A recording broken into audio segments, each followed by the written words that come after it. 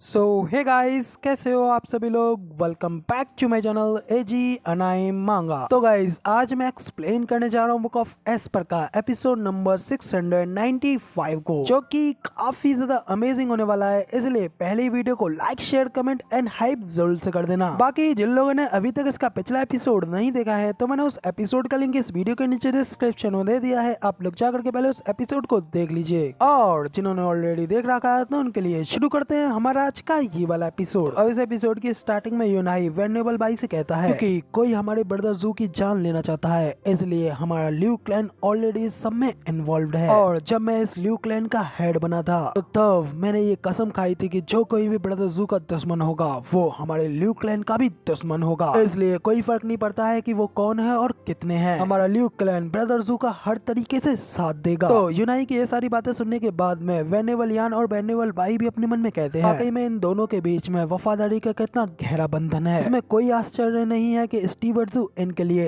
Demon scamming sect का sect leader का पद भी नहीं लेना चाहते थे। कहीं में ये बंदा एक सारथी बनने के लिए एकदम वर्दी है। वेनेबल बाई ये सब सोच रहे होते हैं कि तभी अचानक बाहर से हमलों की आवाज होने लगती है और सेक्ट हॉल भी कांपने लगता है। करके वो सभी लोग काफी ज्यादा घबरा जाते हैं। सर्लिंग हंसते हुए उन लोगों से कहते हैं कि शांत हो जाइए, लोग ज्यादा कोई नहीं, बस आप लोगों का पीछा करने वाले लोग हैं, कि हमारी बाहर लगी डिफेंसिव अरे के ऊपर हमला कर रहे हैं। ये सुनकर तो वेनेबल की भी काफी ज्यादा शौक हो जाते हैं। कहते हैं कि क्या पीछा करने वाले वो लोग कम से कम 100 इथेरियल स्टेज के एक्सपर्ट्स हैं। ये चीज वाकई में काफी ज्यादा बुरी हुई। एक एवरेज सी अरे इतने सारे इथेरियल स्टेज के एक्सपर्ट्स को रोके नहीं रख सकती। तो सर्लिंग कहते हैं कि कोई बात नहीं, मुझे पहले से इस बात का अंदाजा था कि आप टियानी से होते हुए वेस्टरलैंड से बाहर जाना चाहेंगे, इसलिए मैंने यहाँ पर 3 महीने पहले ही 18 अरेज सेटअप करवा दी थी, और वो सभी 7th ग्रेड से ऊपर की हैं, और साथ ही उनमें सीक्रेट स्टोन्स का भी यूज किया गया है। और क्योंकि एल्डर्स इसके ऊपर ध्यान नहीं दे रहे हैं, इसलिए वो 100 ठग्स भी इसको जरा भी नुकसान नहीं पहुंचा सकते। सुनकर तो भाई वेनेबल यान, वेनेबल बाई और बाकी के सभी लोग भी काफी ज्यादा हैरान हो जाते हैं और कहते हैं कि क्या वो 100 ठग्स को उन 100 इथेरियल स्टेज एक्सपर्ट को ऐसा कहता हुआ देख करके और भाई काफी ज्यादा हैरानी से उन्हें देखते हुए अपने मन में कहते हैं कि आखिर ये बंदा है कौन। 100 इथेरियल स्टेज एक्सपर्ट्स को एक ठग कहने का क्या हक है? क्या वो कोई कुछ ज्यादा ही घमंडी नहीं हो गया है, जबकि वो खुद सिर्फ अभी रेडियन स्टेज पर है। शायद ये भी हमारे हाई वेनेबल की ही तरह है, जो कि अपनी लो कल्टीवेशन के पीछे अपनी पावर्स को छुपा रहा है। सोचते हुए वेनेबल भाई सर्लिंग से पूछते हैं कि सर, क्या मैं आपका नाम जान सकता हूँ कि आप कौन हैं? सर्लिंग स्माइल करते हुए उसे बताते हैं कि मैं हूँ लैंग वूचेंग, टियान्यू के ल्यू क्लैन का स्टीवर्ड। जो सुनने के बाद में तो डीमन स्कैमिंग सेक्ट के सभी लोग काफी ज्यादा शॉक हो जाते हैं और हैरान होते हुए कहते हैं कि क्या तुम अनवांटेड कंटीवर्ड 3 सेजेस में से एक हो? सर लैंग वूचेंग, सर की रेपुटेशन तो सर से पहले ही स्थापित है। सर्लिंग उनसे कहता है कि प्लीज, एक कल्टीवेटर के रूप में मैं आप लोगों के सामने तो कुछ भी नहीं हूँ, लेकिन एक सुपरवाइजर के तौर पे मेरे हाथों में काफी मोहरें होती हैं, जिससे मैं आप में से किसी को भी हरा सकता हूँ। जिस पर तो वेनेबल बाई भी एग्री होते हुए कहते हैं कि जी हाँ, सर की प्रतिभा के बारे में तो यहाँ हर किसी को पता है। हमने कभी ये नहीं सोचा था कि आप ल्यू क्लैन में ही रहते होंगे। हम वाकई में काफी ज्यादा शौक हो गए। ये सब कहते हुए वेनेबल बाई अपने मन में भी कहते हैं क्योंकि 3 सेक्ट हमारा शिकार करने के लिए हमारा पीछा कर रहे हैं, हमें इस समय लैंग वूचेंग जैसे तेज दिमाग वाले व्यक्ति की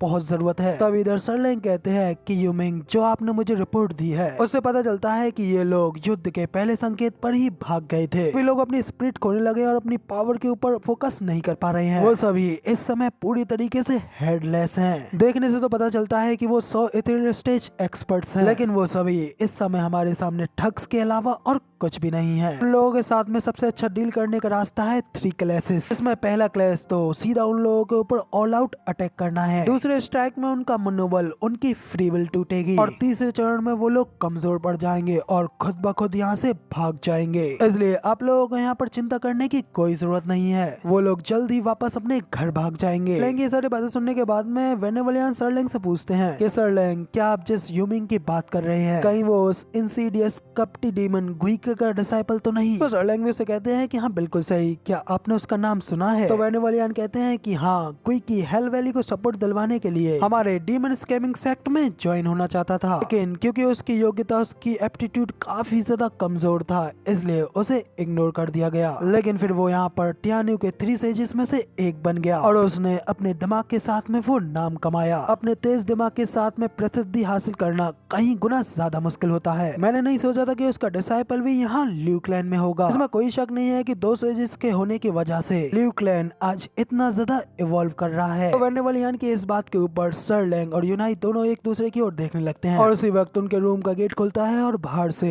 इधर एल्डर ली और यूमिंग उन लोगों के पास में आते हैं। तो तब सर लैंग उनसे पूछते हैं क्या ये खत्म हो गया? क्या मैंने तुम लोगों से पीछे हटते हुए लोगों को मारने के लिए नहीं कहा था ताकि इससे उन लोगों को यहाँ से और भी ज्यादा दूर ढकेला जा सके? जिस पे यूमिंग कहता है कि इसकी कोई जरूरत नहीं है, आप उन्हें पूरी तरीके से थका देना चाहते थे ताकि आप ओल्ड जुगे की मदद के लिए थोड़ा टाइम बाई कर सकें, लेकिन मैंने उन्हें जाने के लिए मना लिया है और वो कुछ समय तक वापस नहीं आएंगे, इसलिए इससे नतीजा बिल्कुल वही रहेगा। जो सुनकर तो सर लैंग भी हैरान होते हुए यूमिंग से कहते हैं कि क्या कहा, मना लिया है? तो यूमिंग कहता है कि हाँ, लड़ाई में हमारा पलना भारी था और हम उन्हें बड़ी आसानी से हरा सकते थे, लेकिन इससे आपकी योजना में दिक्कत आ जाती और आपका प्लान पूरी तरीके से बिगड़ जाता है ना। तो इसलिए मैंने खुद से डीमन स्कैमिंग सेक्ट के 26 लोगों को खत्म करवा दिया, हेवन सेक्ट के 11 लोगों को गंभीर रूप से घायल करने और हेवन थ्रिलिंग सेक्ट के लोगों के लिए मैंने उन्हें बताया कि हमें खबर मिली है कि हेवन थ्रिलिंग सेक्ट और हमारी एक दूसरे के साथ में सुलह हो गई है, इसलिए मैंने उनसे उनके सेक्ट में वापस जाने और अपने सेक्ट लीडर से खुद से पूछने के लिए कह दिया है। तो यूमिंग की ये बात सुनने के बाद में तो डीमन स्कैमिंग सेक्ट के सभी लोग काफी ज्यादा हैरान हो जाते हैं। सुनने के बाद में तो सर लैंग भी हैरान होते हुए यूमिंग से पूछते हैं कि किस तरीके की न्यूज, और आखिर मुझे अभी तक उस न्यूज के बारे में पता क्यों नहीं चला? यूमिंग बताता है क्योंकि वो न्यूज अभी तक आई ही नहीं है, लेकिन क्योंकि वो कभी न कभी तो आनी ही है,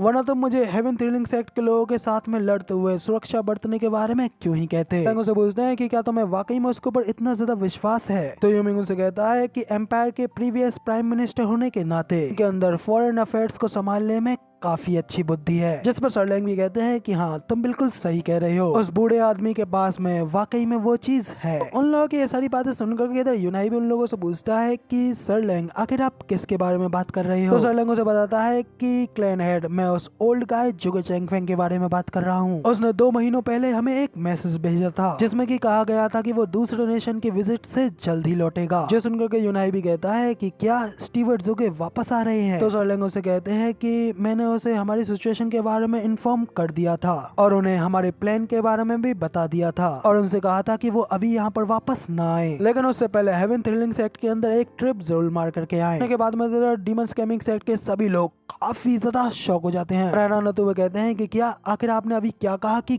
कौन सेक्ट में वापस लौट करके आ रहा है? तो सर लैंग उनसे कहता है कि हाँ, आपने बिल्कुल सही सुना। इनफैक्ट इस सेक्ट, इस ल्यू क्लैन के अंदर हम दोनों सेजेस के साथ साथ वो तीसरा सेज भी है, इसलिए उसकी मीठी बातों के साथ में आपको आपकी लाइफ की गारंटी पक्का से मिल जाएगी। तो ल्यू क्लैन के बारे में ये सब जानने के बाद में तो वेनवल भाई काफी ज्यादा हैरान हो जाते हैं। चौंक होते हुए कहते हैं कि क्या तुम्हारे कहने का मतलब? तो सर लैंग कहता है कि हाँ, टियान्यू के 3 सेजेस के काम पे लगने के बाद में हम आपके इन सारी सिचुएशंस को पूरी तरीके से पलट देंगे और आप लोगों का उन लोगों से पीछा करवाना बंद कर देंगे, या फिर अगर हमने क्लैन हेड को पूरे क्लैन के साथ में आगे बढ़ने दिया होता और उन्हें उनकी भावनाओं से शासित होने दिया होता, हम लोग इतनी आसानी से तुम लोगों को बचाने के लिए एक साथ एग्री कभी नहीं होते। तो अब इधर सर लैंग के इतना कहने के साथ ही यहाँ पे हमारा सीन चेंज होता है। अगला सीन हमें हेवन थ्रिलिंग सेक्ट के हॉल का दिखाया जाता है, जहाँ पे कि सेक्ट मास्टर जुगे चैंगफेंग से कह रहा होता है टियान्यू के सबसे बेस्ट क्लैन का ग्रैंड स्टीवर्ड जुगे चैंगफेंग और टियान्यू एम्पायर का पुराना प्राइम मिनिस्टर वो अब ल्यू क्लैन का एक फर्स्ट स्टीवर्ड बन चुका है। भले ही आपके टाइटल्स काफी ज्यादा चेंज हो चुके हों, लेकिन आपकी पावर्स एक प्राइम मिनिस्टर से अभी भी कम नहीं हुई। जुगे चैंगफेंग, तो बताओ, टियान्यू के मामलों में दखल देने की बजाय आखिर तुम यहाँ पर क्या कर रहे हो?